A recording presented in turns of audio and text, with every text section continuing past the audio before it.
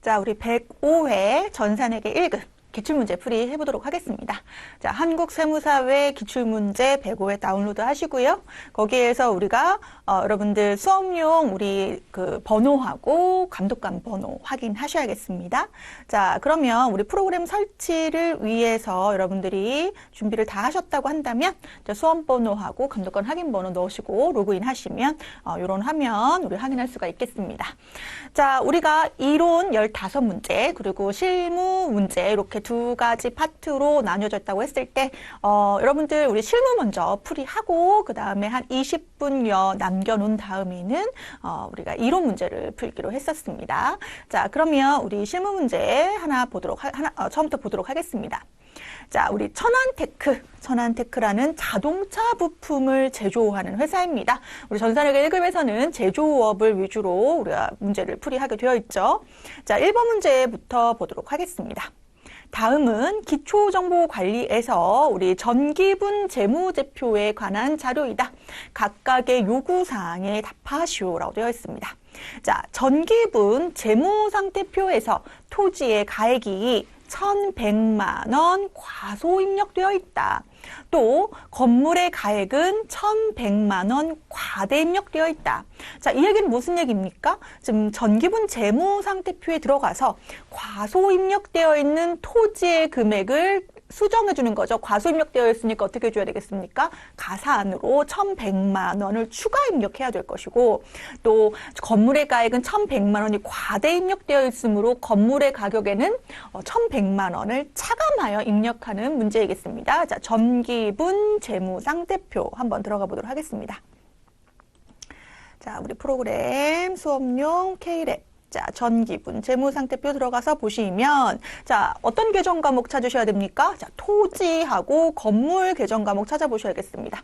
자, 토지하고 건물은 유형 자산으로서 여기 있네요. 자, 지금 토지의 가격이 얼마로 잡혀 있습니까? 2,000만 원 잡혀 있는데요. 우리 아까 토지가 1,100만 원이 과소되어 있다고 했기 때문에 이번에는 1,100만 원을 가산하는 금액으로 계산하셔야 되겠습니다. 그럼 얼마가 됩니까? 3,100만 원 이렇게 될 것이고, 건물은 1억 5천 잡혀 있는데요. 1억 5천에서 1,100만 원을 차감하는 금액이 정확한 금액이라는 거죠. 얼마입니까? 1억 3,900이다. 그래서 요 금액으로 우리가 입력하도록 하겠습니다. 3,100, 1억 3,900. 자, 그대로 3,100 엔터 치시고 넘어가셔서 바로 1억 3,900 이렇게 입력하도록 하겠습니다. 이 문제는 단순히 계정 과목의 금액을 우리가 수정하는 문제로서 마무리하고 넘어가도록 하겠습니다.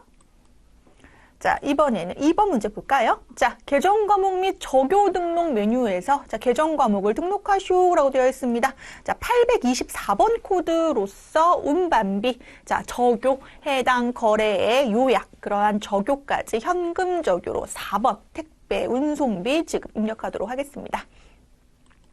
자, 그러면 우리 들어가 볼까요? 계정 과목 및 적요 등록하셔서 여기 기초정보 관리에 있죠? 네. 가서 800 몇 번이었죠? 24번. 자, 824번 눌러서. 자, 운반비 계정 맞고요. 자, 현금 적요 4번에다가 우리 뭐라고 입력하면 됩니까? 택배 운송비 지급. 택배 운송비 지급. 이렇게 입력하도록 하겠습니다. 자, 나오시고요. 여기까지는 좀 105회가 좀 스무스하게 우리 흘러가고 있습니다. 그렇죠? 예, 3번 보겠습니다. 자, 거래처별 초기 2월 채권과 채무잔액. 자, 거래처별로 얼마의 돈을 받을 건지, 얼마의 돈을 지급해야 되는지에 대한 채권 채무 잔액을 기록을 하게 되어 있는데요. 자, 추가 입력하거나 수정 및 삭제하시오라는 문제입니다.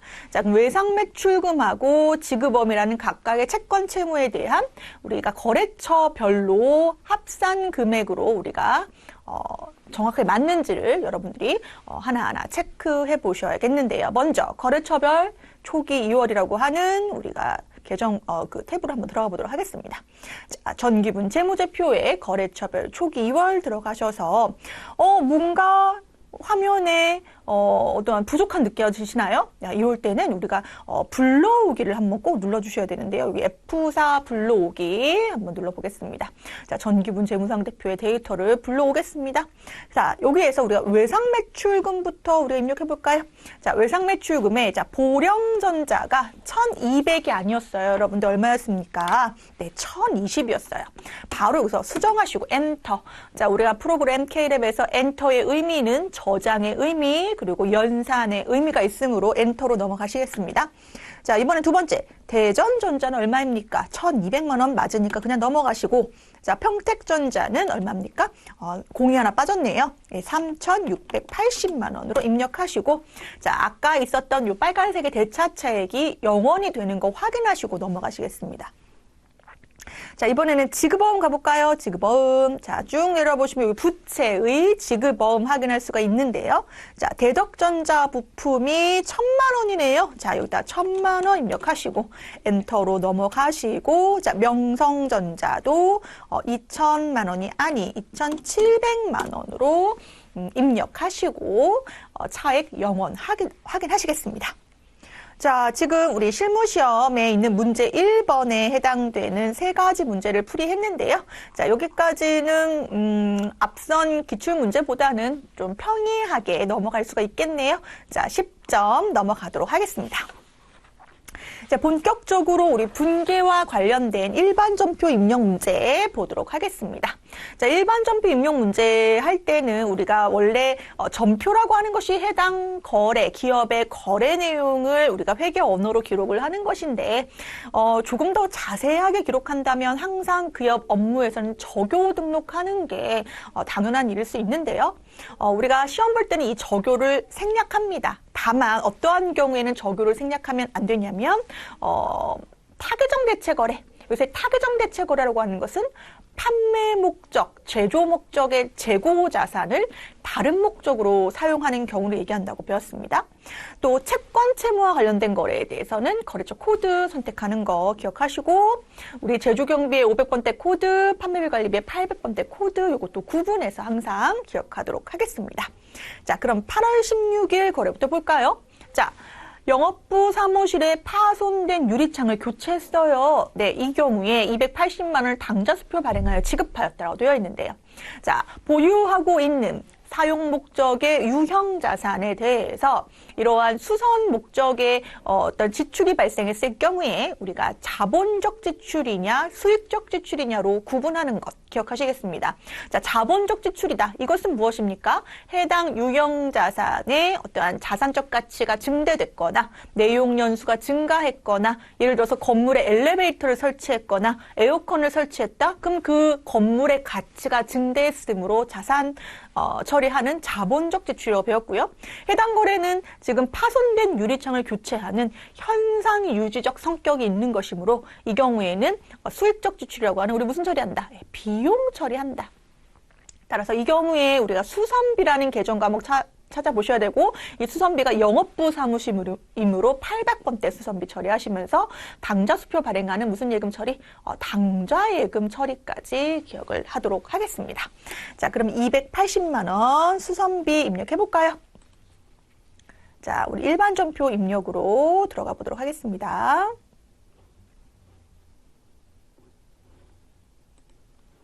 자, 거래처별 초기결 종료하고요. 네, 일반 전표 입력 들어가셔서 자, 몇 월 며칠입니까? 8월 16일. 자, 차변에 우리 수선비 입력해 보도록 하겠습니다. 수선비. 자, 800번대 영업 관련된 판관비 수선비 얼마입니까? 280만 원. 엔터 넘어가시고 4번 누르셔서 대변에는 우리 당좌예금이었습니다. 당좌 수표를 발행하여 지급한 280만 원 그대로 입력하시면 되겠습니다. 자, 이번에는 9월 30일로 한번 가보도록 하겠습니다. 9월 30일. 자.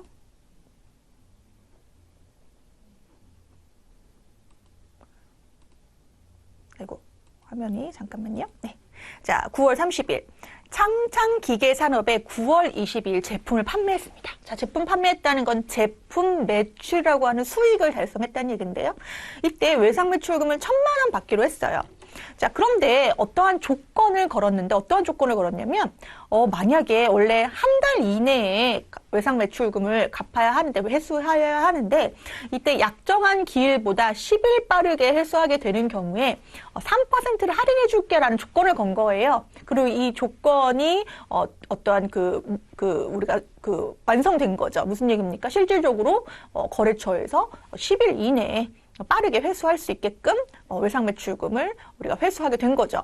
자, 그러면 우리 입장에서는 제품 매출과 관련된 외상 매출금의 마이너스 3%라고 하는 우리가 뭐가 발생하는 거죠? 그렇죠. 매출 할인이라는 게 발생하는 거고 3%니까 얼마입니까? 네, 30만 원이겠죠. 그리고 외상 매출금은 실질적으로 얼마 잡혀 있었습니까? 네, 1,000만 원 잡혀 있었어요. 그럼 여기에 30만 원을 할인해 줬기 때문에 이 매출 할인은 우리가 제품 매출의 차감적 개념이다 이렇게 배웠고요. 여기에 나머지 얼마에 대해서만 970만 원에 대해서만 보통 예금으로 회수하였다. 이렇게 회계 처리를 하게 되는데요. 이때 또 중요한 포인트가 있습니다. 자, 무슨 얘기냐? 먼저 우리 매출 할인과 관련된 계정 과목의 성격을 좀 다시 한번 파악을 해보도록 하겠습니다.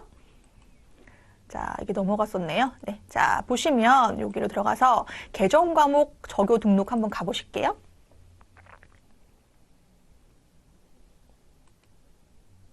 자, 여기 보시면 여기 매출 계정 보이십니까? 예, 매출이라고 하는 것은 어떠한 상품이나 제품을 판매한 시점으로 매출이라는 수익으로 잡을 수가 있는데요. 이때 보시면 상품 매출의 계정도 있고요. 여기 404번에 제품 매출 계정이 있습니다. 자, 매출을 했다가 반품이 들어오는데요. 그것이 바로 매출 환입 및 애누리라고 볼 수가 있겠죠. 아니 물건값을 깎아주거나.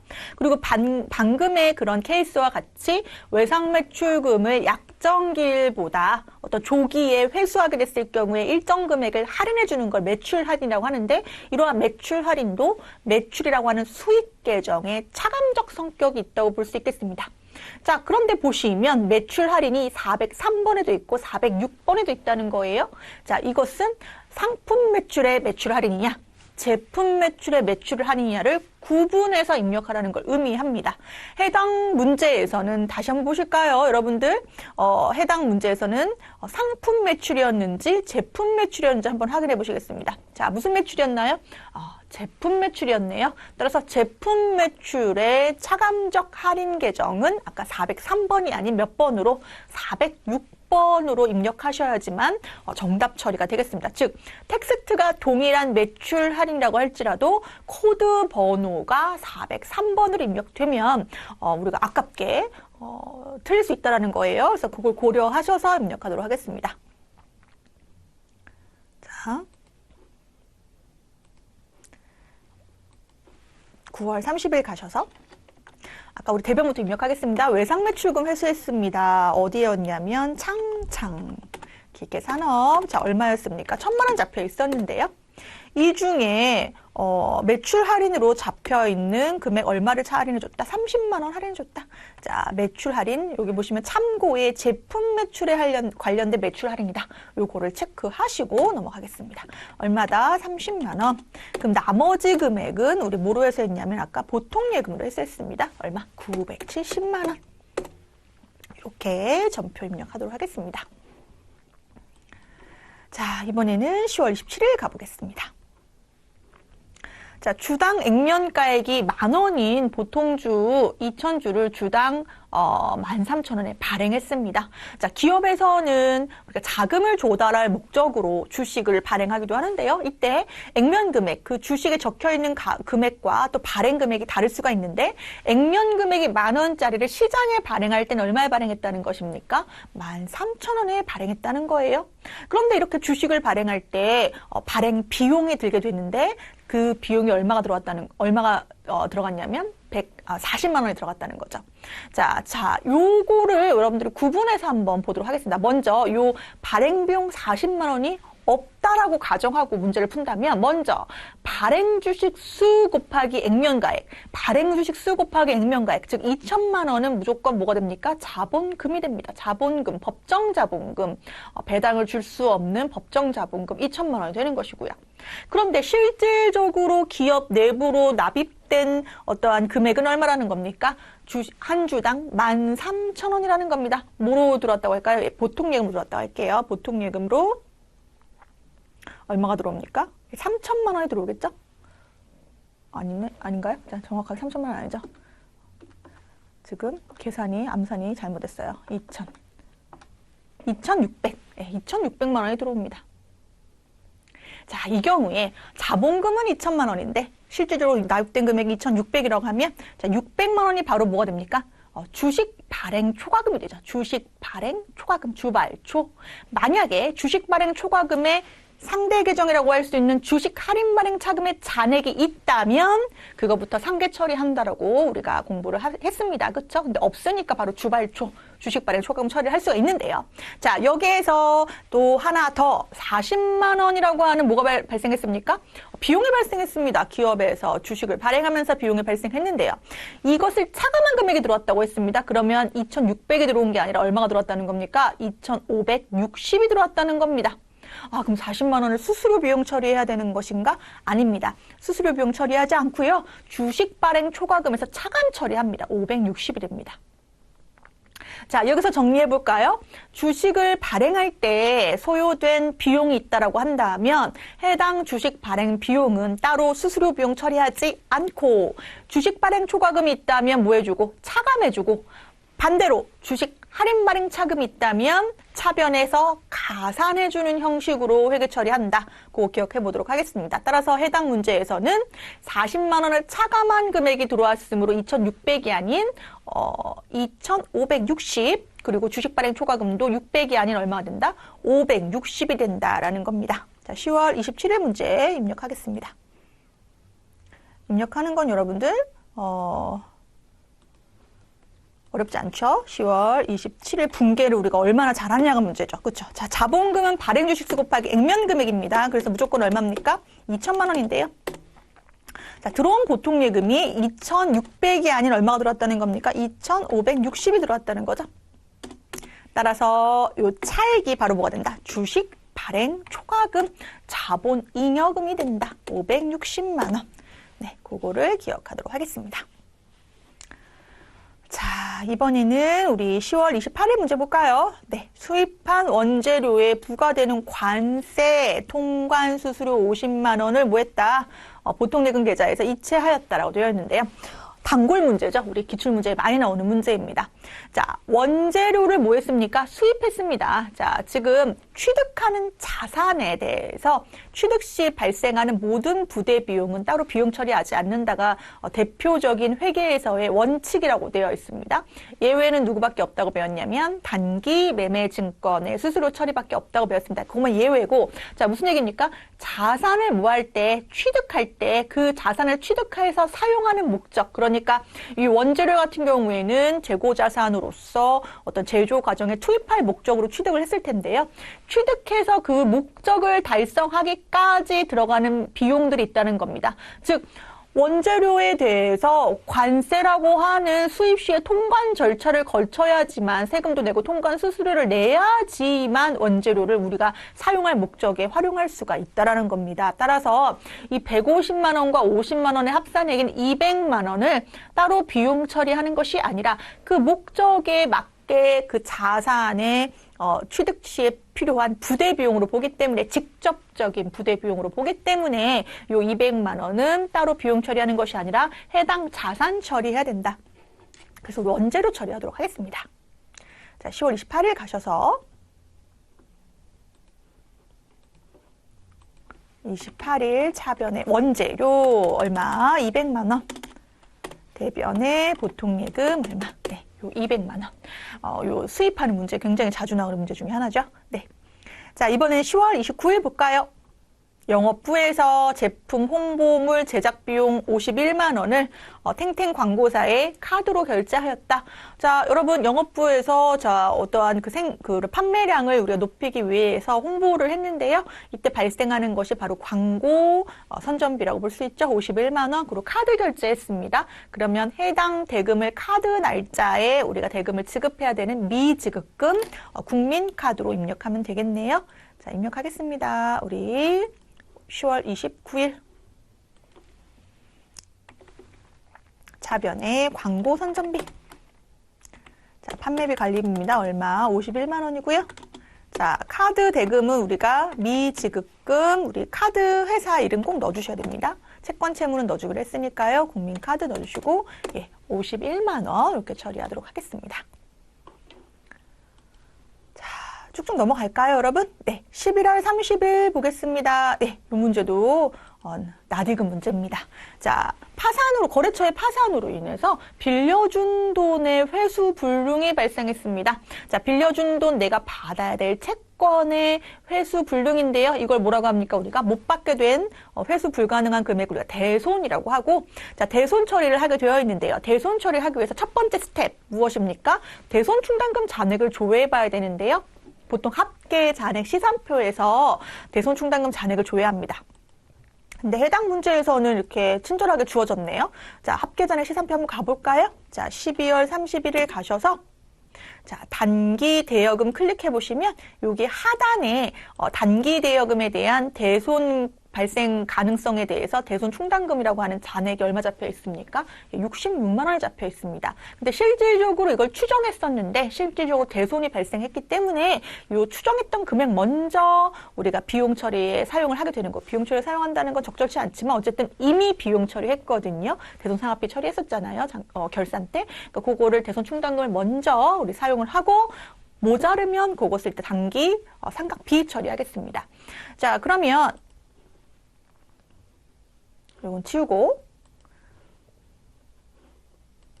자, 300만 원 중에 자, 이렇게 되는 거죠. 자, 300만 원 못 받게 됐다. 단기 대여금 대변에 못 받게 됐다. 얼마? 300. 근데 여기에 대한 대손 충당금 잡혀 있다. 얼마가? 66만 원. 그러면 단기 대여금에 대한 대손 충당금 66만 원 잔액을 감소시켜 주고요. 그럼 모자른 얼마에 대해서는 234만 원에 대해서는 상각비 처리하는데 상각비의 종류가 두 가지가 있었다는 거예요. 대손 상각비가 있고 기타의 대손 상각비가 있다.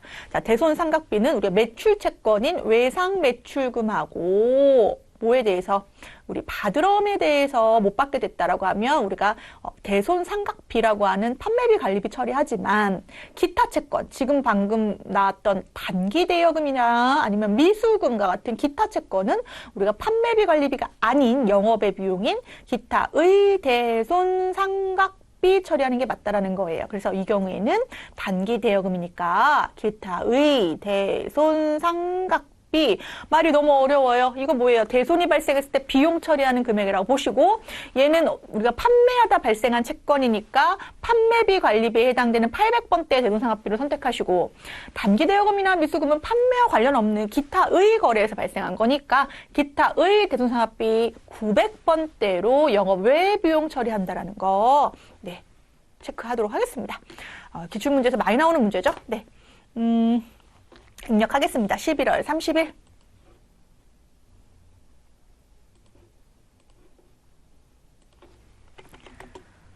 자, 대변에 단기 대여금. 이때 유의하셔야 될 것은 단기 대여금의 거래처 코드 꼭 넣어주셔야 됩니다. 동행기업이고요. 자, 금액이 얼마입니까? 네, 300. 자, 그런데 단기 대여금에 대한 대손 충당금부터 사용하기로 했는데요. 이때 대손 충당금은 대손 치지 마시고 단기 대여금 코드에 더하기 1번 기억하시겠습니다. 115번을 들어가시면 돼요. 그럼 단기 대여금에 대손 충당금 66만 원 처리해 주시고 나머지 금액에 대해서 우리가 대손 상각비 처리하는데 그것이 바로 기타의 대손 상각비라는 거죠. 자, 얼마? 234만 원 이렇게 처리하면 되겠습니다. 자, 여기까지 해서 우리 6문제, 우리 일반 점표 문제 풀이했습니다. 여러분들 보시기에 좀 어려운 문제는 있을 수 있는데요. 낯선 문제는 없습니다. 그동안에 나왔던 유형으로 계속 지금 나오고 있는 것 같아요. 105회의 경우에는. 그래서 이거 내가 좀 어려운 것 같은데 라고 한다면 여러분들이 앞서 우리가 포인트별로 짚었던 내용들을 다 숙지를 못했다라고 놓친 부분이 있다고 생각하시고 그 부분 다시 찾아서 한번 보시면 되겠습니다. 자, 그럼 이번에는 우리 매입 매출 전표 부가가치세 신고서 작성되는 매입 매출 전표 보도록 하겠습니다. 자, 매입 매출 전표 입력할 때는 여러분들 중요한 포인트는 무엇이었습니까? 해당 증빙, 발행된 증빙, 수취한 증빙이 무엇이냐에 따라서 우리가 유형별 코드를 잘 들어가야 된다. 이런 얘기 했었는데요. 자, 7월 20일 문제부터 보도록 하겠습니다. 자, 매입 매출 전표 먼저 우리 일반 전표는 나오시고요. 다 열어놓지 마시고 네. 우리 매입 매출 전표 여기 들어가셔서 자, 지금 몇 월 며칠입니까? 7월 22일인데요. 7월 20일 보고 우리 입력하도록 하겠습니다. 문제부터 볼까요? 자, 원재료를 구입했습니다. 자, 원재료를 구입할 때 매입하는 거에 대한 10% 매입세액이 발생하게 되는데요. 이때 보니까 부가가치세를 포함해서 우리가 33,000원을 우리가 보통예금 계좌에서 지급했고요. 이때 증빙은 뭐라는 겁니까? 현금 영수증이라는 게 중요한 거죠. 현금 영수증에 10%가 있는 현금 영수증 과세 거래이다. 이것은 매입 현과이다. 이렇게 보시면 되겠네요. 매입 현과.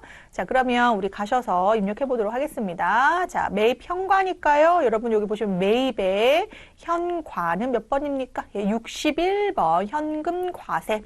현금 과세는 현금을 줬기 때문에 현금 과세가 아니라 현금 영수증 거래이기 때문에 현금 과세라고 입력하겠습니다.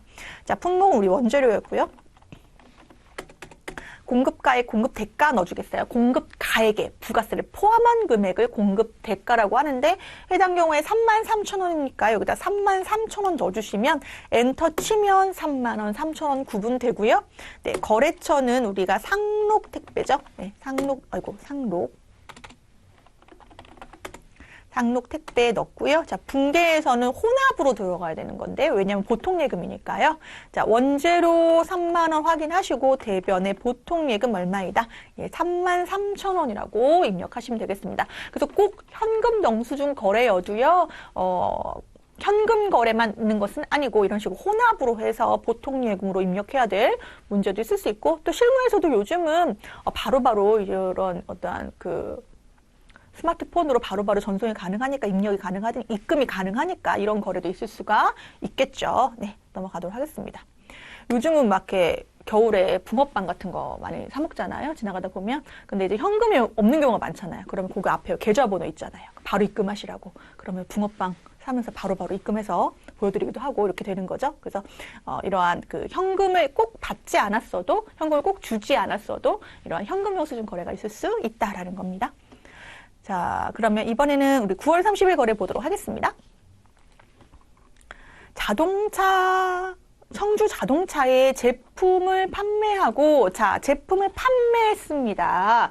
자, 그리고 여기서 중요한 거 증빙이 뭐다? 전자 세금계산서를 발행하였다. 이게 되게 중요한 거래인 거죠. 자, 지금 자동차 부품에 대한 수량 단가 나와 있고요. 전체 공급가액과 공급세액 나와 있습니다. 자, 거래처는 청주자동차 잘 들어가 있고요.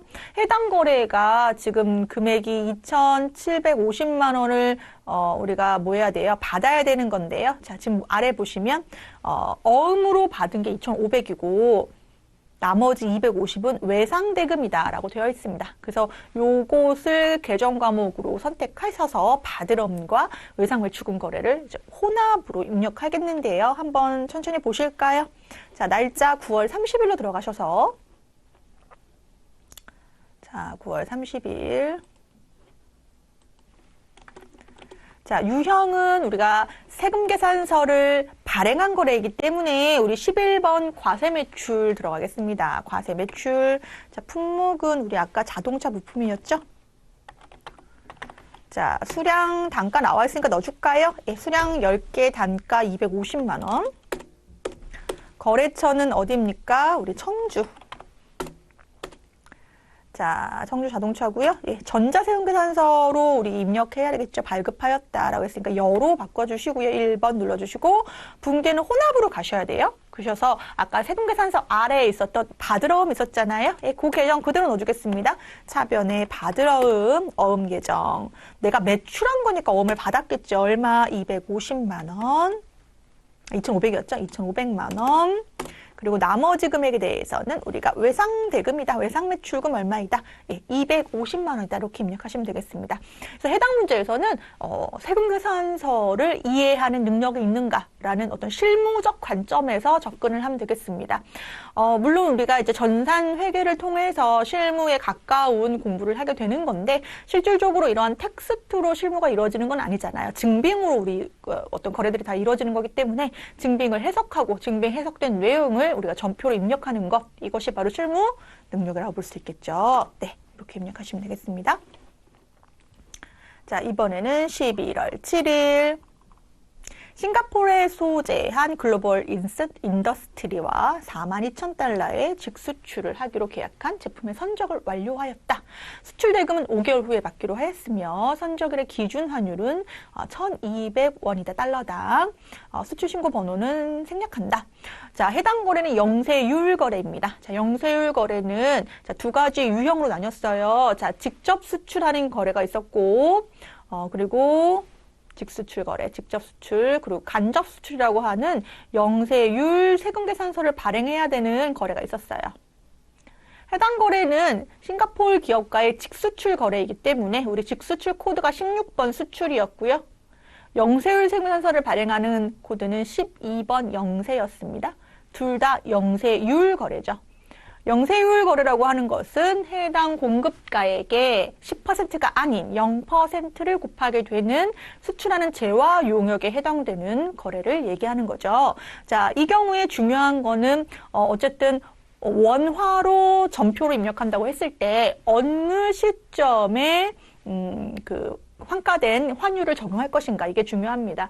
그래서 보통 이제 은행마다 이래 환율을 우리가 확인할 수가 있는데 하나은행 환율이 가장 좀 정확하다고 하더라고요. 왜냐하면 외환은행을 인수한 게 하나은행이고 그리고 하나은행의 그 환율을 보는 것이 좀 정확하다, 이런 얘기를 하더라고요. 실무에서는. 어찌됐든 자, 여기서는 이제 기준 환율이라고 하는 환율이 나와 있으므로 42,000달러 곱하기 1,200원 해서 우리가 제품 매출 계정 잡으실 거고, 자, 금액은 5개월 후에 받기로 했으니까 외상대금으로 선택을 하면 되겠죠. 자, 입력하겠습니다. 자, 11월 7일 가셔서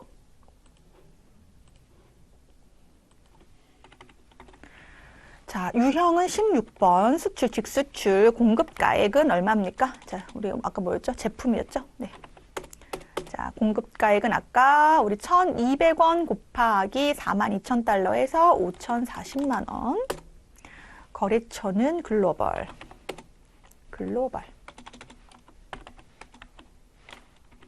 인더스트리. 자, 영세율 구분에 가보시면, 자, 직수출 거래니까 1번 선택하시고요. 수출 신고 번호는 생략하고요. 자, 분계는 우리 외상으로 들어가도록 하겠습니다. 5개월 후에 받기로 한 외상 거래이다. 엔터로 넘어가고요. 자, 12월 7일 거래 볼까요? 자, 제품 11만 원. 자, 부가가치세 포함이라고 말이 되었으니까 이거 과세 거래 얘기하는 거잖아요. 그쵸? 자, 비사업자인 누구에게? 강태호에게 판매하였다. 자, 판매하였으니까 매출 거래예요. 제품 매출 거래, 과세 매출 거래인데요. 자, 여러분, 제품 과세 매출 거래는요, 여러 가지가 있어요.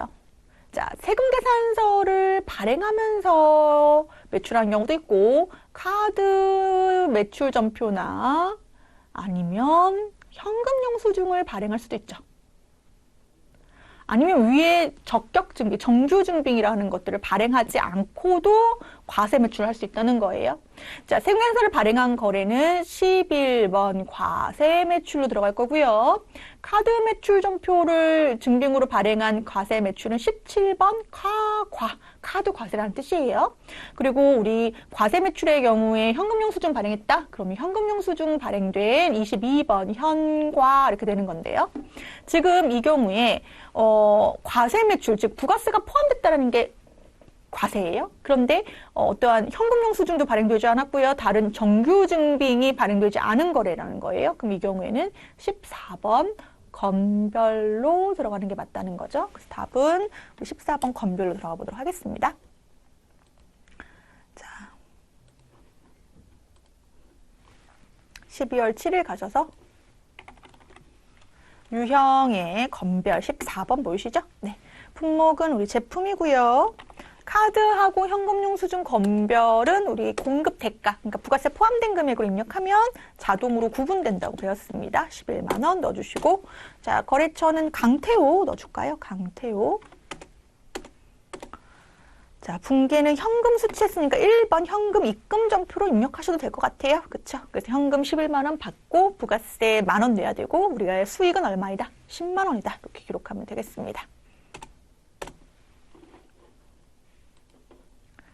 자, 우리 5번 문제 볼까요? 생산부 직원들에게 간식으로 제공하기 위한 샌드위치. 뭐 이거는 보통 이러한 간식 제공, 대표적인 이제 복리후생비라고 볼 수 있겠죠. 근데 여기서 이제 생산부 직원들이라고 했으니까 우리가 복리후생비 처리할 때 500번대 코드 이용하는 거고요. 보통 이제 작업복이나 작업모, 그러니까 유니폼 이런 것도 이제 복리후생비로 처리하는 문제들이 또 실무에서 그렇게 사용하기도 하고요. 이렇게 나올 수가 있겠습니다. 자, 샌드위치를 신용카드로 구매했는데요. 신용카드 카드 종류 확인해 볼까요? 예, 신한카드라고 되어 있고요. 자, 금액도 보시면 되겠지만 60만 원에 우리 부가가치세 6만 원이 포함된 금액이겠습니다. 해당 거래는 우리가 매입 거래이기 때문에 매입 그 과세인데 카드 과세로 입력하면 되겠죠. 자, 12월 20일 가볼까요?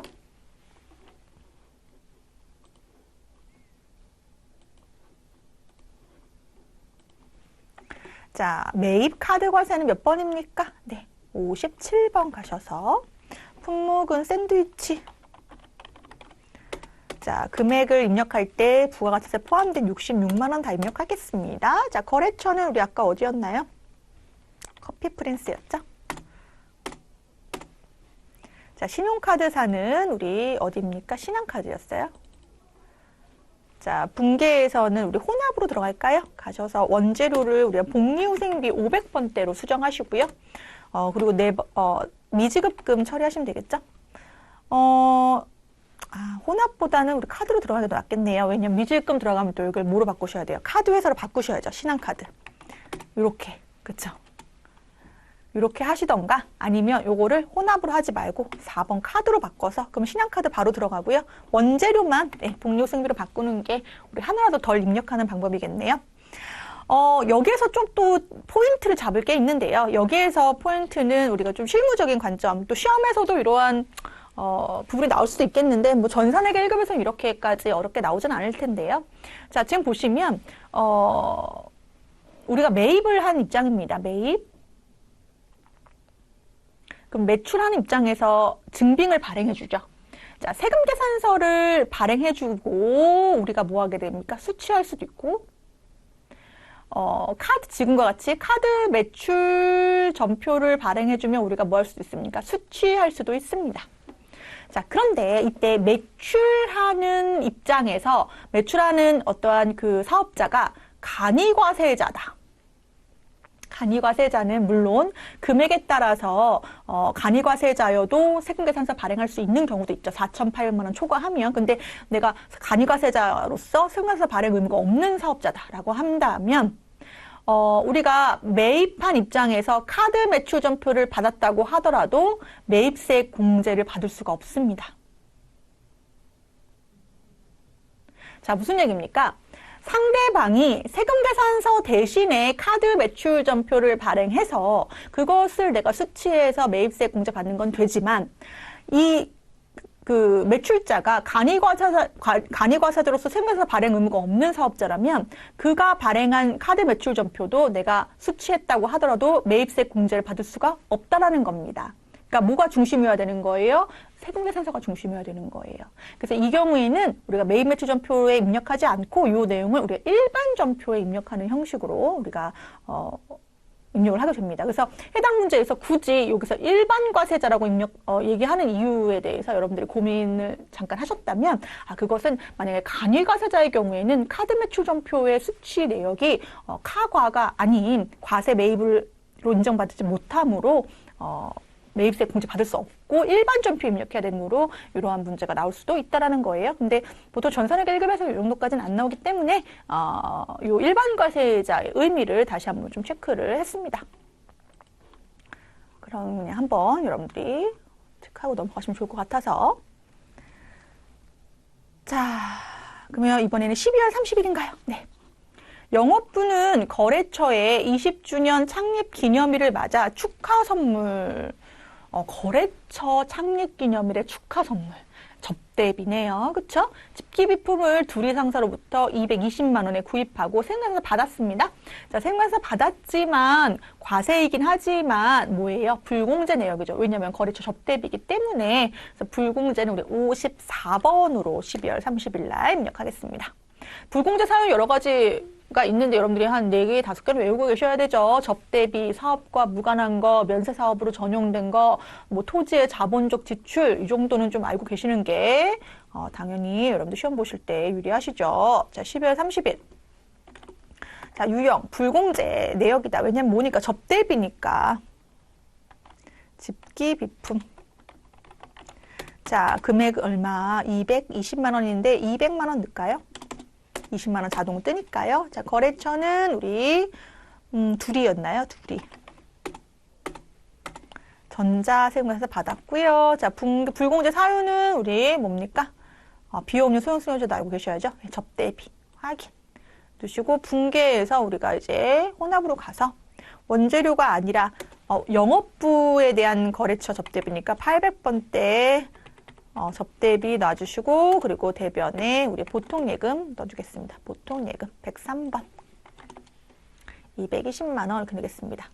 자, 지금 보시면 과세, 매입세 공제받기 위해서는 부가세 대급금이라는 계정이 떠야 되는데요. 자, 불공제 내역에서는 부가세 대급금을 따로잡지 않는 거. 분계를 여러분들이 이 코드에 따라서, 유형 코드에 따라서 어떻게 달라지는지도 한번 체크해 보겠습니다. 만약에 해당 문제가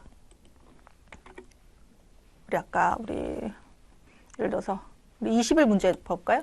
카드 과세다. 그럼 보시면 문제가 어떻게 나옵니까? 이렇게 부가세 대입금이 잡힌단 말이에요. 이건 나중에 부가세 신고할 때 공제받을 수 있는 금액이라는 거예요. 그런데 우리 지금과 같이 30일 날 불공으로 잡히면 부가세 대입금이 잡히지 않아요. 그 얘기는 공제받을 수 있는 금액이 없다는 얘기라는 겁니다. 그렇게 분계까지 한번 체크하시겠습니다. 자, 여기까지 해서 우리 매입 매출전표에 관련된 우리 유형 및 분계까지 체크했고요. 자, 이번에는 수정하는 문제, 전표 수정하는 문제 보도록 하겠습니다. 자, 문제 4번 넘어오셔서 자, 일반 전표 입력 및 매입 매출 전표 입력에 입력된 내용 중에 오류가 발견되었다. 자, 수정도 해야 되고 삭제할 수도 있고 추가 입력할 수도 있다. 오류를 정정하시오. 자, 12월 1일 문제 보도록 하겠습니다. 자, 임시 물류 창고로 사용하기 위해서 임대업자 나자비 씨와 물류 창고 임대차 계약서를 작성하고 보증금 2천만 원을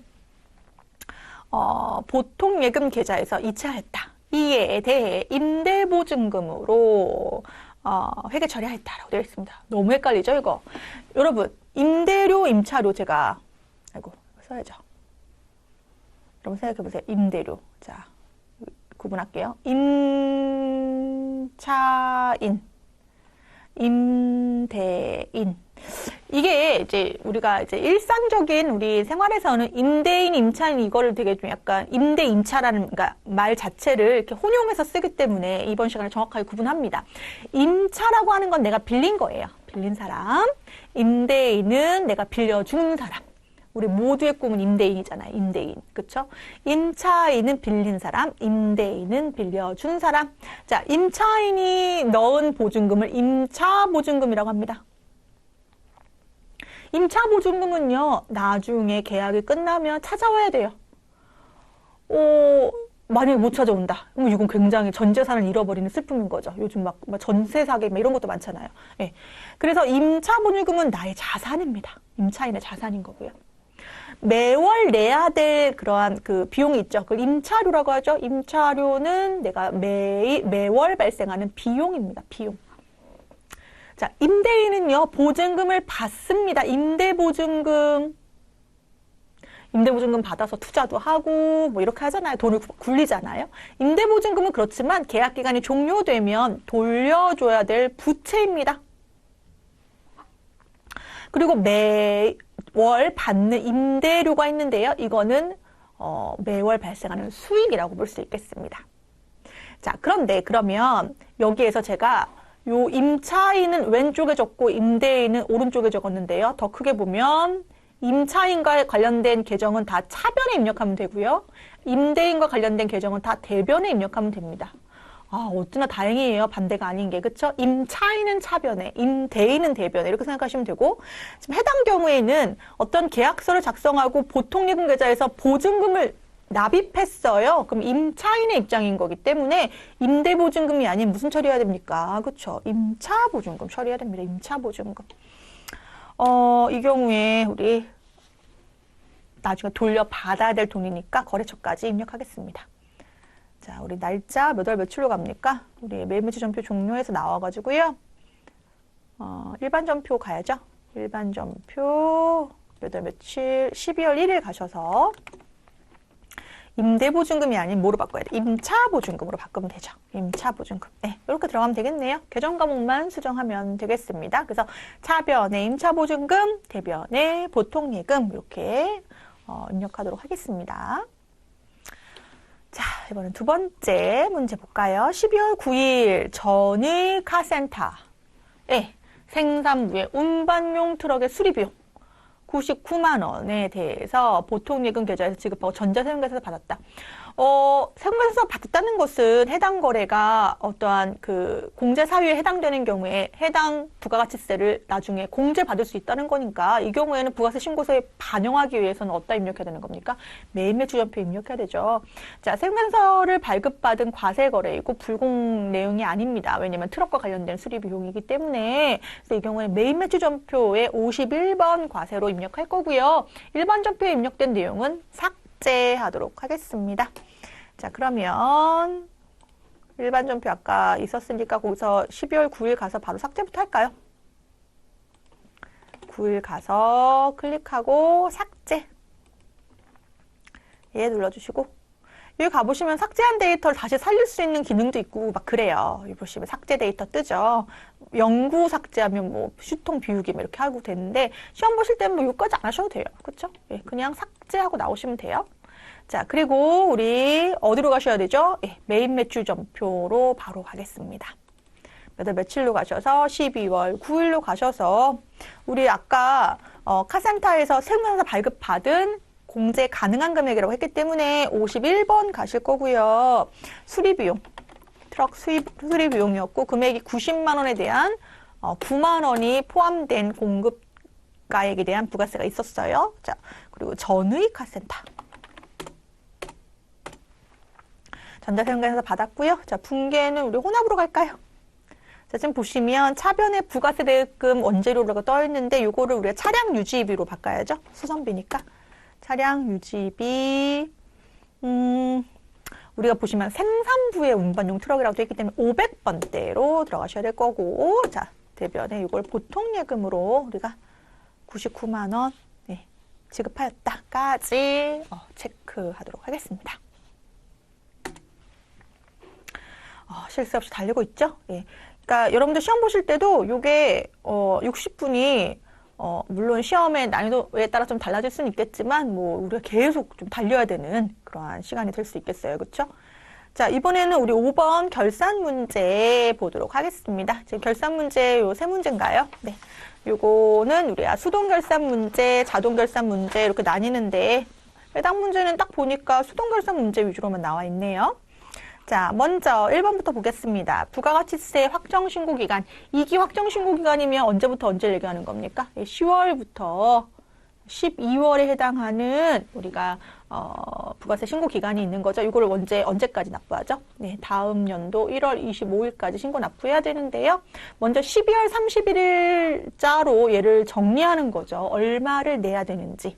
먼저 부가세 일수금은 내가 내야 될 세금. 부가세 세금 내가 공제받을 수 있는 세금이에요. 그럼 얘를 정리한다는 것은 우리 크로스 자리를 바꾸는 걸 알았어요. 그래서 부가세 대금이나 예수금이라는 부채를 차변으로 부가세 예수금 얼마? 6,234만 6,500원. 그리고 차변에 있던 부가세 대금을 대변으로 얼마? 5,274만 9천원. 입력 이렇게 하시고 차액이 여기 나오겠죠? 자, 대변의 차액이 나오면 이건 내야 될 세금이 있다는 거죠. 미지급 세금. 미지급 세금이 이제 내가 언제까지 납부할 금액이다? 1월 25일까지 납부할 금액이다 라고 보시면 되겠습니다. 자, 그러면 우리 일반 전표 입력 몇 월 며칠 가셔서 12월 31일 가셔서 자, 차변의 부가세 예수금 얼마? 6,234만 6,500원. 대변의 부가세 대급금 얼마입니까? 5,274만 9천원. 그럼 차액이 바로 내가 내야 될 세금이에요. 미지급 세금. 얼마입니까? 959만 7,500원. 그럼 12월 말일자로 1월 25일까지 납부하여야 할 미지급 세금이 959만 7,500원이라고 보고를 해야죠. 그리고 가용자금이 그때까지 다 당연히 있어야겠죠. 그렇죠? 이 미지급 세금과 관련해서는 거래처는 당연히 관할 세무서가 됩니다. 그래서 세무서가 이름이 있으면 넣어주면 좋은데 지금 문제는 없으니까요. 네, 세무서가 없으니까 그냥 생략하고 넘어가도록 하겠습니다. 자, 이번에는 두 번째. 단기차입금의 거래처 아메리칸 테크에 관한 대한 외화차입금이 계상되어 있는데 환율이 지금 달라졌다 이 얘기입니다. 자, 무슨 얘기입니까? 이제 기업 간의 어떠한 그런 자금 조달에 문제에 있어서, 우리가 일반적으로는 은행에서 돈을 빌리는 개념으로 생각할 수가 있는데요, 일반적으로.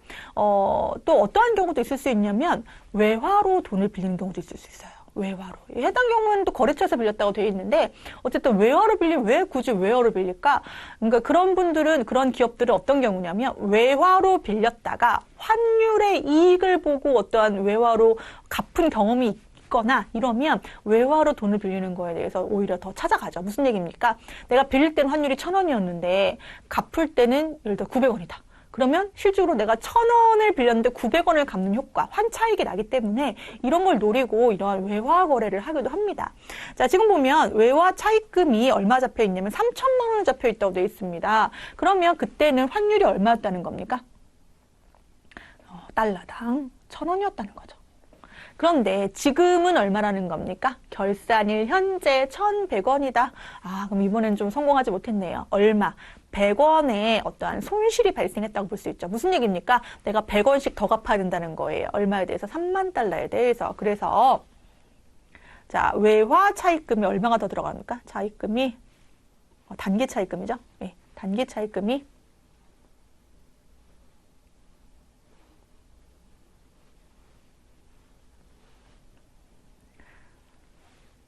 300만 원이 더 증가했다 이렇게 보는 거죠. 왜냐하면 내 갚을동에서 증가한 거죠. 그걸 뭐라고 한다? 외환 차손이 아닌 외화 환산 손실. 실질적으로 발생한 건 아니고 내가 결산 시 한번 계산해 봤더니 환산해 봤더니 이런 의미가 있는 거죠. 300만 원 넣어주시고 이때 단기 차입금의 거래처 코드 넣어주는 것까지 여러분들이 체크하셔야겠습니다.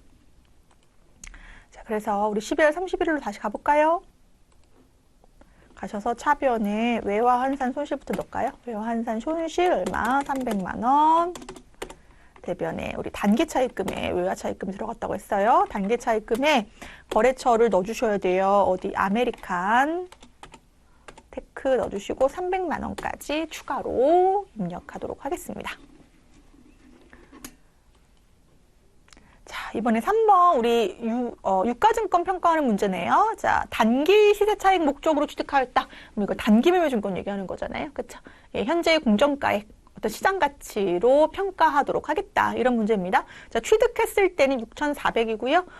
많이 떨어졌네요. 4,900이래요. 그럼 요 차감된 금액에 대해서 얼마에 대해서 1,500에 대해서 우리가 평가 손실 처리하도록 하겠습니다. 몇 월 며칠 가셔서 12월 31일 가셔서 차변에 단기 매매증권 평가 손실 얼마? 1,500. 대변에 단기 매매증권 1,500. 이렇게 입력하도록 하겠습니다. 여기까지 하면 실질적으로 우리 문제에서는 수동결산 문제만 나온 건데요. 여러분 수동결산 문제만 나왔으면 사실 이렇게 하고 이렇게 세 가지만 입력하고 들어가셔도 되는데 실무에서는 이 결산자료 입력에서의 이 1월부터 12월이죠. 1월부터 요 매출원가를 대체하는 그러니까 대체하기 위한 거는 무슨 얘기입니까? 매출액의 매출원가가 지금 반영되지 않았기 때문에 요 전표 추가까지 하는 것이 사실 중요한 문제인데요. 수업용 목적에서는 요거는 생략하고 넘어가도록 하겠습니다. 그래서 지금 문제 나온 것만 풀이하고 넘어가도록 하겠습니다. 자, 장부 조회하는 문제 나왔나요? 네, 보겠습니다. 6번 문제. 자, 확정 신고 기간이라고 이제 또 친절하게 4월부터 6월이라고 나와 있어요. 1기.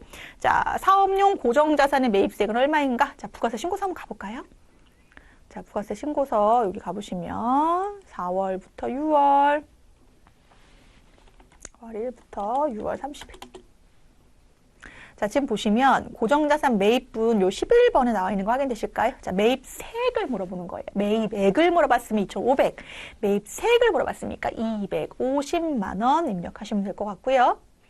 자, 그 다음에 두 번째 문제. 4월, 6월 중 2분기, 1분기, 2분기, 3분기 이렇게 3개월씩 나눈다고 했을 때 발생한 수수료 비용, 판관비는 얼마인가? 요건 여러분들 뭐 월계표 이런 데 가보셔도 되죠. 예, 총계정 원장 가셔도 되고요.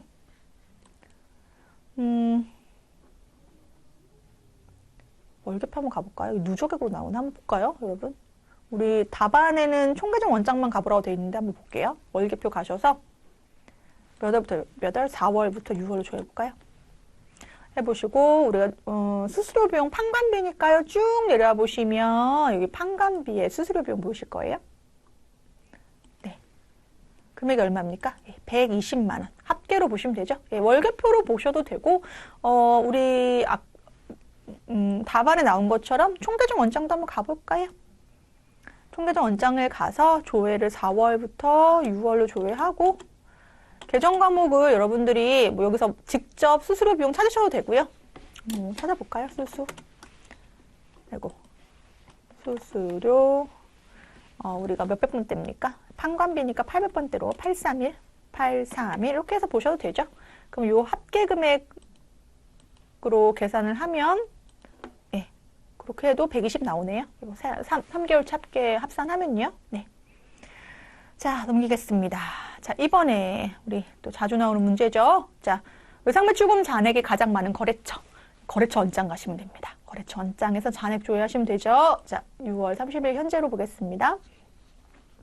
거래처 원장 가셔서 자, 1월 1일부터 6월 30일 계정 과목은 외상매출금으로 조회를 엔터 공란으로 엔터하면 외상매출금 계정에 잡혀있는 거래처 코드들이 다 조회가 됩니다. 여기에서 잔액이 가장 많은 곳, 그럼 잔액을 봐야 되는 거니까요.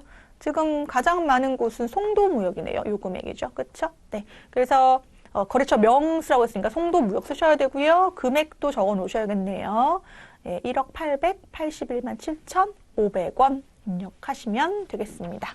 자, 이렇게 해서 장부 조회하는 문제까지 예, 하나도 놓치지 마시고 우리가 지금 풀이를 하겠고요. 자, 이번에는 우리 여러분들 그 실무 문제에 대한 내용 한번 한숨 돌리시고 이제 바로 우리 이론 문제에 들어가도록 하겠습니다. 이론 문제에는 15문제 30점인데요. 실질적으로 전산회계 1급에서 보는 이론이 범위가 작다고 할 수 없습니다. 우리가 회계 원리만 해도 굉장히 많은데 거기에다가 이제 원가회계까지 봐야 되고 또 이제 부가세에 대한 이론까지 좀 봐야 되기 때문에 내용이 조금 광범위할 수가 있는데요. 이제 시험 문제를 풀고 이제 공부를 하다 보면 중요 포인트, 그러니까 많이 나오는 유형들 위주로, 많이 나오는 주제들 위주로 공부를 하다 보면 여러분들 충분히 우리 잘 할 수 있을 거라 보고요. 이런 문제는 비중은 30%지만 실질적으로 우리 수험생들이 보면 이론에서 자신감이 없으면 실무에도 영향을 주더라고요. 그래서 이론 문제에 대한 자신감 꼭 키우시기 바라겠습니다. 자, 그럼 1번 보겠습니다. 다음 중 회계상의 거래가 아닌 것은? 자, 거래라고 하는 것은 우리가 일상생활에서의 거래는 뭔가 광범위하지만 우리 회계상의 거래라고 하는 것은 어떠한 조금 자산, 부채, 자본, 수익 비용의 감소 혹은 증가의 변화가 있어야 한다고 했습니다. 따라서 지금 1번 사업을 위하여 1,000만 원을 추가로 출자했다. 그럼 자본이 증가한 거래. 그렇죠? 자산도 증가했고, 또 2번 지급기일이 도래한 약소거금 1,000만 원을 보통 예금에서 이체했다. 이것도 감소 증가 변화가 있었죠. 그리고 성수기 재고 확보를 위해서, 성수기 재고 확보라는 건 뭡니까? 성수기라는 거는 뭔가 매출이 많이 발생할 수도 있는 기간을 얘기하는 거죠. 이때 판매를 목적으로 필요한 재고 자산이 필요한데 이때 이것을 위해서 미리 주문했다. 아직까지는 뭔가 계약금 요구한 것도 아니고 어떠한 재고 자산의 매입이 이루어진 것은 아니기 때문에 직접적인 증가 감소가 없었다라고 한다면 이것은 회계상의 거래로 볼 수 없다라는 겁니다. 그래서 아닌 것은 답은 몇 번입니까? 3번으로 체크하겠습니다. 4번도 우리가 실질적으로 화재가 발생했어요. 그럼 창고가 불나서 안에 있던 재고 자산이 다 멸실했는데요. 그러면 이것은 실질적으로 일상생활에서 거래가 발생했어라고 하기는 어렵죠. 당연히. 하지만 회계상의 거래라고 하는 것은 거래에서 끝나는 것이 아니라 장부의 기록까지 연결이 되는 겁니다. 따라서 장부에 이 창고 화재로 인한 어떠한 재고 자산의 멸실을 장부에 기록해야 되지 않겠습니까? 그래서 이것은 회계상의 거래로 볼 수가 있는 거죠. 자, 넘어가겠습니다. 2번. 다음은 무엇에 대한 설명인가? 기업은 그 목적과 의무를 이행하기에 충분할 정도로 장기간 존속한다고 가정한다. 우리 기업회계에서의 가정이라고 하는 것은 결국 해당 장부를 기입함에 있어서 기본적인 전제 조건을 얘기하는 건데요. 지금 보면 이 기업이 내년에 파산할지 내후년에 파산할지는 사실 아무도 모르는 거지만 기본적으로 그걸 모른다고 한다면 계속 가는 기업으로 보겠다라고 하는 것이 바로 계속 기업의 가정이고요. 만약에 나는 내년에 우리가 기업을 정리할 거다. 그러면 청산할 것을 기준으로 두고 회계 처리할 수가 있습니다. 하지만 그걸 모른다면 계속 기업의 가정으로 보게 되는 것이고 이러한 계속 기업의 가정으로 보고 회계 처리하는 것이 바로 감가상각비입니다. 왜냐하면 감가상각비 회계 처리를 하려면 뭐를 알아야 되냐면 감가상각의 3요소가 뭡니까, 여러분? 감가상각의 3요소는 취득원가, 내용연수, 잔존가치 이런 걸 알아야 되는데요. 이 내용연수가 보통 5년 이렇게 되잖아요. 건물은 20년, 40년까지도 되고요. 따라서 이 내용연수를 어떠한 좀 이렇게 미래 기간으로 좀 지정한다는 것 자체가 계속 기업으로 염두에 두고 회계 처리하는 걸 의미하는 거기 때문에 계속 기업에 가정하고 대표적으로 회계 처리하는 게 바로 감가상각의 처리다. 이 정도는 기억하시면 좋을 것 같아요. 그래서 답은 몇 번? 1번입니다. 자, 3번 볼까요? 자, 다음 중 일반 기업 회계 기준에 따른 재고 자산으로 분류되는 항목. 자, 재고 자산 하면 여러분들 무슨 목적이라고 했습니까? 판매나 제조 목적이 바로 재고 자산입니다. 판매나 제조 목적으로 가지고 있는 것이 재고 자산입니다. 자, 제조라고 하는 것은 무엇입니까? 우리가 뭔가 완성품인 제품을 만드는 데 들어가는 과정에서의 원재료가 뭐가 됐다가 제공품, 즉 미완성품인 제공품이 됐다가 제품이 되는 거고요. 이 제품은 뭐가 되는 거죠? 판매를 하게 되는 거죠. 그런데 상품은 내가 직접 만들진 않지만 뭐 할 수 있는 겁니까? 판매할 수 있는 거고, 제공품 중에 또 반제품은 제공품은 판매 목적은 아닌데 반제품은 미완성품이지만 뭐 할 수 있는 거죠? 판매할 수 있는 거죠. 따라서 지금 여기 우리 쓴 원재료, 제공품, 제품, 반제품, 상품 모두 제조나 판매 목적에 해당되므로 재고자산으로 볼 수 있겠는데요. 자, 재고자산으로 분류되는 거를 물어보고 있습니다. 1번. 회계법인의 업무용으로, 즉 사용할 목적으로 구입한 컴퓨터, 이것은 재고자산이 아닌 유형자산으로 보시는 게 맞죠. 또 임대업을 운영하는 기업의 임대용으로 보유 중인 주택이 있다고 되어 있네요. 임대업을 운영하고 있는 기업에서 임대용으로 보유하고 있는 거 주택도 이것도 무슨 자산을 볼 수 있나요? 유형자산을 볼 수 있겠죠? 3번. 경영 컨설팅을 전문으로 하는 회사에서 시세 차익을 목적으로 보유한 유가증권. 이것은 투자자산이죠. 투자 목적, 투자자산. 4번. 조선업을 운영하는 기업의 판매용으로 제조 중인 선박이다. 예, 답은 4번이 되겠습니다. 지금 요 2번의 유형자산이라는 개념은 조금 우리가 보통 봤던 뭐 자동차, 건물하고는 다르게 내가 직접 사용하는 것이 아니라 임대업을 하는 곳에서 임대업으로 사용할 수익을 창출할 목적으로 가지고 있는 거죠. 임대 수익을 창출할 목적으로. 뭐 이렇게 유형자산의 범위가 조금은 결을 달리하는 것들이 있을 수 있는데, 예를 들어서 에버랜드 동물원에 갔다. 그럼 동물들 있잖아요. 동물들. 동물들도 유형자산에 해당됩니다. 유형자산. 그러니까 이러한 어떠한 기업의 어떠한 영업활동 목적으로 보유하고 있는 사용 목적, 이것들이 대표적인 유형자산이 될 수 있다는 겁니다. 그래서 대표적인 유형자산의 종류들도 보시면서 판매 목적, 제조 목적의 재고자산까지 정리하겠습니다. 4번 볼까요? 네. 유형자산의 취득원가에 해당하는 설명으로 가장 잘못된 거. 1번. 유형자산은 최초에는 취득원가로 측정한다. 그렇죠? 네. 자, 유형자산 취득에 관련된 운송비, 설치비용은 취득원가에 가산한다. 맞죠? 네. 사용 중인 건물은 새로운 건물로 신축하기 위하여 철거하는 경우에 기존 건물의 장부가액은 새로운 건물의 취득원가에 가산한다? 이건 아닌 것 같죠? 네, 답은 몇 번? 3번이죠. 자, 국공채를 불가피하게 매입하는 경우, 우리가 그 자동차 구입하면, 새로운 자동차 구입하면 지역개발 채권 같은 거 구입해야 되잖아요. 그렇죠? 그런데 그것이 실질적인 액면 금액하고 공정가액의 차이. 그러니까 액면 금액은 내가 얼마로 받는데? 10만 원 주고 샀는데 공정가치가 얼마다? 만약에 12만 원이다. 그래서 내가 12만 원 주고 샀다는 거죠. 10만 원짜리를. 그러면 이 차익인 얼마에 대해서? 요 2만 원에 대해서는 차량 운반구의 취득원가에 가산한다라고 우리가 배웠습니다. 그래서 답은 몇 번? 3번. 자, 무형자산의 상각과 관련된 문제이네요. 자, 무형자산은 기업에서 영업활동에 사용하지만 어떠한 물리적 실체가 없는 자산, 대표적으로 어떤 뭐 영업권, 개발비, 특허권, 실용신안권, 뭐 산업재산권, 이런 것들이 대표적인 무형자산인데요. 무형자산도 상각을 합니다. 이걸 무슨 자산? 무형자산 상각비라고 하죠. 무형자산 상각비의 특징은 뭐를 사용할 수도 있고 직접법을 사용할 수도 있다. 즉 감가상각 누계액처럼 차감하는 방식을 쓰지 않고 직접 해당 개발비를 차감하는 방식으로 직접법을 쓸 수가 있고요. 또 뭐 정액법, 정률법, 생산량 비례법 다 사용할 수 있지만 만약에 합리적인 방법을 선택하지 못한다면 무슨 법을 사용할 수 있게 되어 있습니까? 예, 정액법을 사용할 수 있게 되어 있고요. 그리고 어떠한 특정 법이 없는 한 내용 연수를 얼마를 넘을 수 없나요? 20년을 넘을 수 없고, 그리고 잔존 가치는 없는 걸로 하죠. 자, 올바르지 않은 것은 그래서 몇 번입니까? 2번입니다.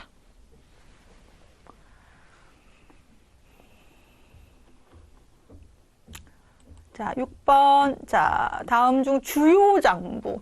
자, 우리가 거래가 발생하면 장부의 분계 형식으로 기록을 하게 되는데요. 이때 분계장, 총계정 원장이 대표적인 주요 장부라고 볼 수 있습니다. 주요 장부는 뭐라고요? 예, 분계장하고 총계정 원장이죠. 답은 몇 번? 네, 2번입니다. 다음에 자본 항목 중 기타 포괄 손익 누계액에 해당하는 것은, 기타 포괄 손익 누계액이 뭡니까? 단기 손익이 아닌 거. 단기 손익이 아닌데 손익으로 볼 수 있는 애매한 것들. 대표적으로 뭐가 있습니까? 장기 투자했는데, 장기 투자한 매도 가는 증권이 있는데 금액이 올랐어요. 그러면 이건 단기 순이익으로 볼 수 없죠. 당장 돈이 된 건 아니잖아요. 미실현 이익이잖아요. 그렇기 때문에 미실현 이익은 이러한 기타 포괄 손익 누계에 해당한다고 볼 수 있겠습니다. 답은 몇 번입니까? 1번인데요. 이 정도는 알고 있으면 베스트지만 만약에 시험 때문에 너무 스트레스 받아서 잠깐 기억이 안 난다라고 한다면 합리적인 방법으로 우리가 컨닝할 수 있죠. 계정과목 및 적유 등록하셔서 뭐 누르시면 돼요? 자본에 대한 기타 포괄 손익 눌러보시면 여기에 지금 평가이익, 평가손실 잡혀있는 거 보이시죠? 네. 특히 자본과 관련된 문제들은 이러한 계정 과목의 성격 보는 문제들 나오기 때문에 여러분들이 이러한 계정 과목 및 적유 등록에 들어가셔서 조회보고 문제 풀이하는 것도 저는 방법이라고 생각합니다. 컨닝은 아니에요, 절대. 예, 방법이라고 생각합니다. 그래서 여기서 답은 몇 번? 네, 1번으로 보고 넘어가겠습니다.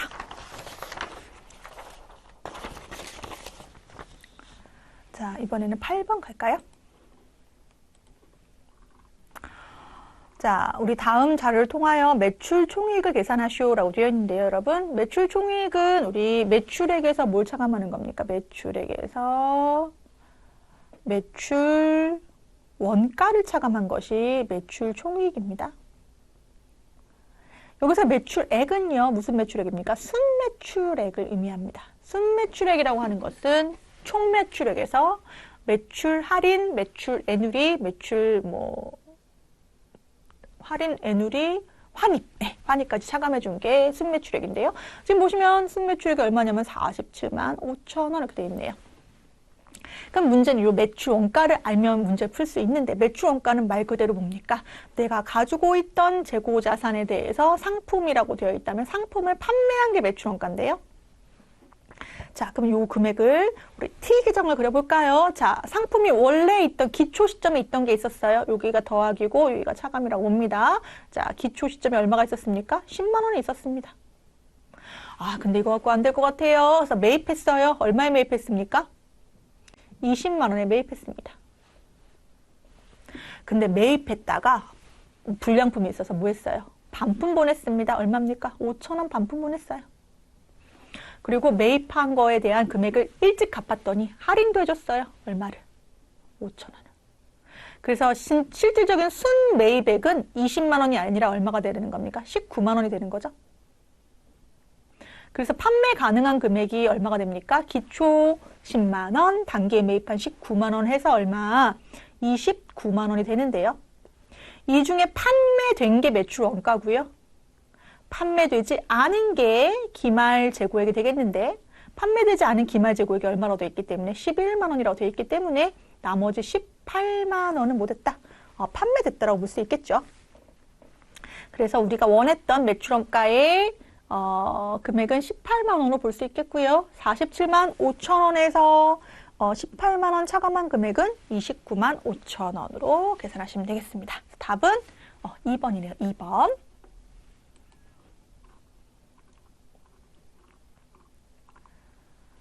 자, 다음 자료를 참고로 가공원가를 계산하시오.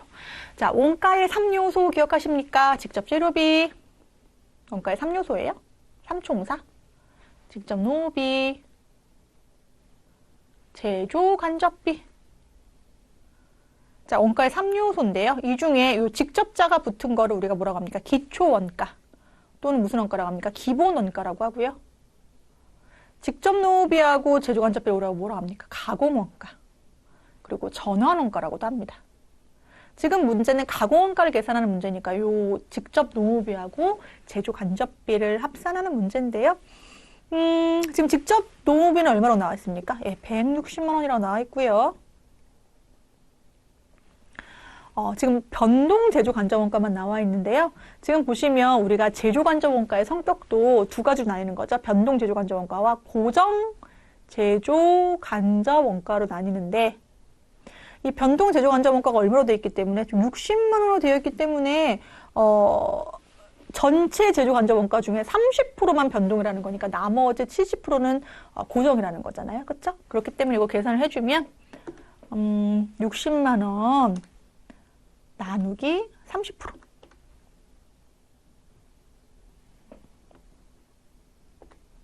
하면 200만 원이래요. 그래서 전체 제조간접비는 얼마다? 200만 원이다. 그래서 답은 360입니다.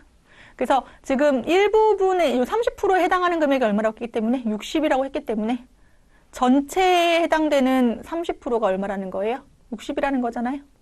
그럼 전체를 구하기 위해서는 60만 원에다가 30%를 뭐 해주면 되는 거죠? 나눠주면 되는 거죠. 아, 이 4층 연산이 그래서 중요한가 봐요. 우리 초등학교 저학년 때 배우는 건데, 이게 기본적으로 우리가 알아야지 이런 것도 풀 수 있겠네요. 그래서 답은 360만 원. 자, 원가 행태에 따른 우리 원가 보는 문제인데요. 우리 원가 행태에 따라서 우리가 네 가지로 구분합니다. 변동비, 고정비, 뭐 순서는 상관없어요. 준변동비, 준고정비가 있는데요. 변동비는 조업도가 증가할 때 단당 원가는 일정하지만 총 원가가 같이 증가하는 거였고요. 고정비는 조업도가 증가할 때, 조업도라고 하는 건 뭐 생산량일 수도 있고요. 판매량일 수도 있는데요. 조업도가 증가하는데 단위당 원가, 그러니까 전체 원가는 일정하게 픽스되어 있지만 단위당 원가는 점점 감소하는 게 바로 뭐였어요? 고정비였죠. 준변동비는 변동비와 고정비의 성격이 같이 있는 게 준변동비였고, 준고정비는 계단식 원가였죠. 이렇게 가는 거, 그렇죠? 원가 행태에 따른 거. 직접 재료비는요, 여러분 대표적인 변동비라고 볼 수 있고요. 공장 사무실의 전화요금? 전화요금은 기본요금이 있는 가운데, 고정비의 기본요금이 있는 가운데 이제 또 증가하는 게 있으니까 준변동비에 가깝죠? 기계장치 연료비도 변동비의 성격이 있다고 볼까요? 답은 4번이네요. 임차료는 고정비의 성격이죠. 월 임차료는 정해져 있으니까요. 그래서 우리가 이렇게 이러한 고정비의 성격, 즉 뭡니까? 생산량이 증가하면 단위당 원가는 감소해요. 여러분, 원가가 감소하면 이익은 증가되는 효과가 있잖아요. 이걸 레버리지 효과라고 하죠. 그래서 기업이 많이 팔면 팔수록 이익이 많이 나는 이유가 이러한 조업도가 증가하면 증가할수록 고정비에서 발생하는 단위당 원가의 감소액에 의한 이익의 증가, 어떤 지렛대 효과, 이 레버리지 효과 때문에 이러한 고정비의 성격으로 이익을 더 증대시킬 수 있다는 거예요. 근데 이건 이제 호황기에 가능한 거고, 이제 고정비가 있으면 있을수록 이제 불황기에는 좀 어려워질 수가 있는 거죠. 많이 팔리지 않아도 그 비용은 발생할 수밖에 없으니까요. 그렇죠? 네. 이제 내년에 올해죠. 올해 엄청 또 경기가 안 좋다고 하는데 걱정이에요. 그렇죠? 네. 자, 11번 보겠습니다. 다음 자료를 이용하여 평균법에 의한 가공원가 완성품 환산량을 계산하면 얼마인가? 자, 재료비는 공정 초기에 전량 투입된다. 그리고 가공비는 공정 전반에 걸쳐서 발생한다라고 되어 있습니다. 자, 먼저 티계정으로 물량 흐름 파악하겠습니다. 물량 흐름. 자, 기초제공품이 얼마? 1000개가 있는데 완성도 20%는 사실 중요하진 않아요. 왜냐면 무슨 법이기 때문에? 평균법이기 때문에 평균법은 생산 공정이 기초재고, 즉 전월에 시작해서 당월에 온 거라고 할지라도 당월에 시작한 걸로 간주해버린다고 했어요. 자, 단기 착수량이 얼마입니까? 10,000개. 그럼 몇 개 중에? 11,000개 중에 몇 개가 완성됐다? 8,000개가 완성됐다. 몇 개가 완성 안 됐다? 3,000개가 완성 안 됐다. 미완성, 기말. 60%. 이렇게 되는 거죠. 지금 가공원가에 대한 완성품 환산량을 계산하는 거거든요. 가공원가. 자, 그럼 가공비에 대해서 보겠습니다. 가공비. 자, 완성된 8,000개는 가공비가 다 몇 프로 들어갔습니까? 100% 들어갔죠. 8,000개. 그런데 기말의 3,000개에 대해서는 가공비가 몇 프로밖에 안 들어갔어요? 60%밖에 안 들어갔어요. 재료비는 공정 초기에, 그러니까 시작할 때 요 11,000개에 대해서 재료비는 다 투입됐어요. 그래서 3,000개에도 재료비는 다 투입됐지만 가공비는 몇 프로만 투입됐다? 60%만 투입됐다. 그러면 얼마? 1,800개. 그래서 9,800개. 8,000개 더하기 1,800개. 답은 몇 번? 네, 3번인가요? 3번.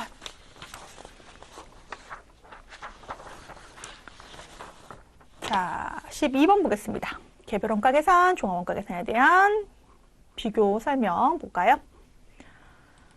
종합원가 계산은 어떤 대량 생산, 동일 규격의 제품이 반복하여 생산하는 경우 사용된다. 종합원가 계산은 각 작업별로 원가 보고서, 작업별 원가 보고서가 필요한 건 개별원가 계산이죠. 그래서 답은 몇 번? 네, 2번. 개별원가 계산은 주문식 생산 방식에 적합하고 각각 제품별로 작업원가표 집계한다.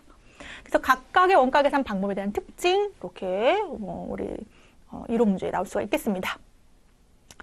자, 이제 드디어 우리 부가가치세 문제 풀이하겠습니다. 13번. 다음 중 부가가치세법상 납세 의무자에 대한 설명. 부가가치세법상 납세 의무자는 뭐가 있어야 되죠? 영리 목적과 관계없이, 사업자 등록과 관계없이 반복적으로 뭐 해야 돼요? 재화나 용역을 공급해야 된다 그랬죠. 그쵸? 옳지 않은 거. 답은 1번이죠. 영리 목적을 추구하는 사업자만이 납세 의무를 진다? 아니에요. 방금 영리 목적과 관계없다고 했고 사업자 등록 여부와도 관계없다고 했어요. 계속 반복적으로 재화나 용역을 공급하는 자. 그 대신에 독립성을 지녀야 돼요. 무슨 얘기입니까? 여러분도 우리가 이제 회사에 취업을 하면 나의 용역을 회사에 제공합니다. 반복적으로. 하지만 그것은 내가 사업을 하는 것이 아니고 어떤 근로계약에 의해서 근로자로 어떤 종속된 관계로 우리가 근무를 하는 거기 때문에 그것을 어떤 부가가치가 발생하는 용역의 제공으로 보지 않는다. 그렇지만 재화나 용역을 반복적으로 공급하더라도 면세 대상이면 과세하지 않죠. 네. 자, 14번 볼까요? 자, 14번 보겠습니다. 다음 중 부가가치세법상 면세제도에 관련한 내용으로 옳은 것은? 부가가치세법에서는 이제 과세 대상에 해당하더라도 특정 부분에 해당하는 경우에는 면세제도라고 하는 거를 우리가 보고 있는데요. 그렇죠? 우리가 토지의 매매는 면세입니다. 근데 임대는 면세가 아니에요. 과세예요. 그렇죠? 그리고 약사, 우리 약국에 가면 우리 바카스나 파스 이런 거 사잖아요. 그게 바로 일반 의약품인데요. 일반 의약품은 과세가 맞는데요. 우리가 이제 조제약품이죠. 조제약품. 우리가 병원에 가가지고 우리가 진료받고 우리 약국에 가서 짓는 약들은 우리가 면세에 해당한다고 보겠습니다. 그래서 이거는 옳지 않은 거죠. 과세. 자, 면세제도는요, 매입세액을 공제받지 못합니다. 매입세액을 공제받지 못해서 매입세액을 공제받지 못하기 때문에 완전 면세제가 아니고 불완전 면세제도고요. 이 매입세액까지 다 공제받고 영세율 제도가 대표적인 완전 면세제도라고 볼 수 있겠죠. 그래서 완전 면세제도는 뭘 얘기하는 거다? 영세율 제도를 얘기하는 것이다. 자, 그리고 면세를 포기하는 경우에 포기일로부터 1개월 이내에 사업자 등록 정정하는 게 아니라 즉시 바로 하는 게 맞겠죠. 네, 답은 몇 번입니까? 4번입니다. 3년간 면세를 포기를 했다고 한다면 다시 3년 동안 돌아올 수 없다. 면세 포기를 왜 할까요, 여러분? 아까 얘기했던 대로 면세제도하고 우리 영세율 제도하고 비교해 봤을 때 면세제도는 말 그대로 부가가치세 그 공급가액에 포함이 되지 않는 것이고 영세율은 포함되지만 0% 곱하는 건데요. 면세제도는 불완전 면세제도예요. 왜냐하면 매입세 공제 못 받기 때문에. 근데 영세율은 완전 면세제도예요. 자, 그런데 우리가 대표적으로 농수산물 같은 게 면세 품목이잖아요. 그러면 불공제 못 받아요. 그쵸? 매입세 공제 못 받아요. 그랬는데 만약에 얘를 일본에 수출하게 됐어요. 자, 수출하는 경우에 영세율이잖아요. 수출하면 더 혜택이 많은 거예요. 왜냐면 완전 면세제도이고 수출업자에 대한 어떠한 혜택들이 많잖아요. 그래서 뭐를 할 수 있어요? 면세를 뭐 할 수 있어요? 포기할 수 있는 제도가 있다는 얘기예요. 그래서 답은 몇 번? 4번. 다음은 부가가치세법상 무엇에 대한 설명인가? 둘 이상의 사업장이 있는 사업자는 주된 사업장에서 총괄하에 납부할 수 있다. 이는 납세자의 납세 편의를 도모하고 사업장별로 납부세액과 환급세액이 발생하는 경우 자금 부담을 완화시켜주기 위한 제도이다. 답은 4번이죠. 예를 들어서 사업장이 저기 어디 할까? 용인에도 있고 강남에도 있어요. 사업장이 두 군데가 있다는 거예요. 그럼 각각 신고 납부해야 됩니다. 원칙적으로 부가가치세는 무슨 납부예요? 사업장별 과세이기 때문에 각각 신고해야 되는데요. 만약에 이번에 용인에서는 세금을 환급받아요. 근데 강남에서는 세금을 내야 돼. 그러면 같은 사업자라고 한다면 합쳐서 10만 원만 내면 되는데 여기서는 환급받기를 기다려야 되고 여기서 납부를 해야 된다는 거예요.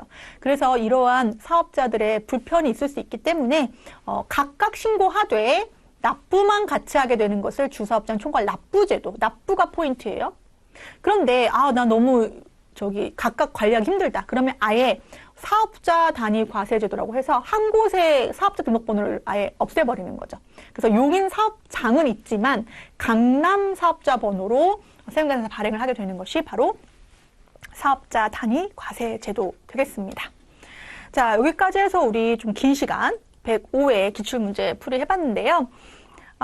이제 전산회계 1급은 아까도 말씀드렸다시피 범위가 짧지 않아요. 예, 되게 좀 광범위하고 하지만 그렇다고 해서 긴 시간 준비하는 시험은 아닙니다. 그렇죠? 예, 짧게는 3주에서 길게는 뭐 한 2달 정도면 여러분도 충분히 합격할 수 있는 시험이라고 보시고 준비하시면 되겠습니다. 자, 105회 기출문제 풀이 마무리하겠습니다. 자, 수고하셨습니다.